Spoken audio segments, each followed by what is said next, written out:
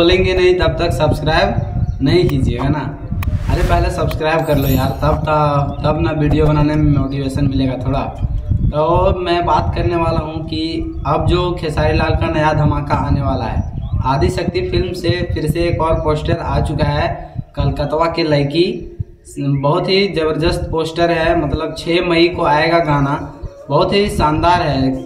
शायद खेसारी लाल का यह गाना चल जाए, लेकिन पिछला जो गाना शाम है धुआं धुआं आया था, कुछ खास रिस्पांस नहीं किया शुरू में, लेकिन शाम होते होते तगड़ा रिस्पांस कर लिया। अभी 3 नंबर में है, ट्रेंडिंग नंबर 1 में, भले हनी सिंह से नीचे है लेकिन 3 नंबर में।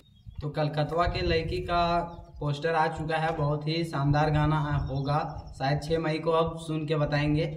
लेकिन खेसारी भैया जब भी आते हैं आदि शक्ति फिल्म के साथ बहुत तगड़ा गाना लाते हैं, तबाही लेके आते हैं। तो क्या इस बार भी तबाही आएगा?